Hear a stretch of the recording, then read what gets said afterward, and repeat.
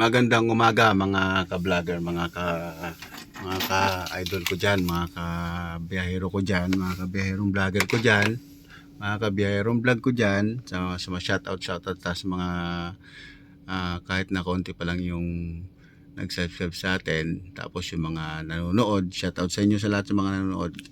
Mga idol, nandito tayo ngayon sa parking ng One West. Baba tayo ng sasakyan, tapos napansin nyo ba yan mga idol? Yan mga idol ay big bike na yata yan. No. Puntahan natin, nasikot natin kasi isa sa mga pangarap natin yung magkaroon na ang big bike na para pagka maalis tayo, pupunta tayo sa malalayong lugar, hindi na tayo pupunta daan ng MacArthur para hindi tayo masyadong matraffic.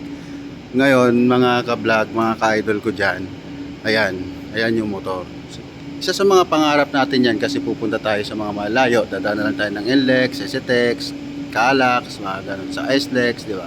Ang ganda niya ng Dominar. Siguro mga kung di ako nagkakamali dyan, mga idol,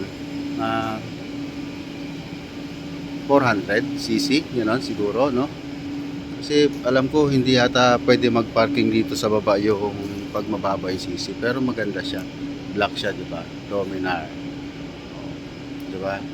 Yan mga isa sa mga pangarap natin na minimit-himiti natin, pero hindi naman ako masyadong maselan kasi ang gusto ko kahit 400, kasi alam ko mga idol pagka ganun nakalagay yata sa CR 300 plus lang ganun, hindi lang ako sure hindi ko sure talaga kung ganun, kung 410. So mas maganda niyan kung makakakuha sana tayo ng 600cc, yun talagang ano yun.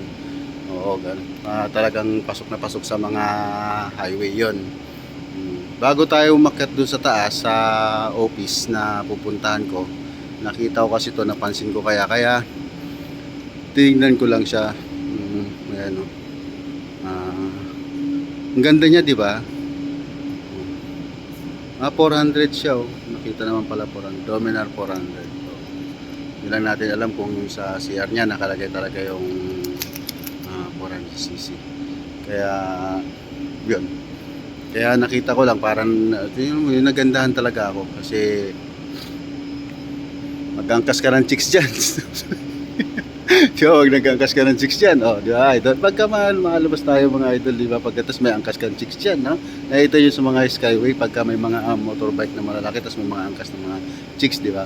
Pero wag natin gagawin yun sa mga sa may mga sabit na at may mga alam mo na, may mga girlfriend na syempre baka mahambalos tayo ng alam mo na. Hanggang dito na lang muna mga idol, maraming salamat sa inyo. Thank you, ganda niya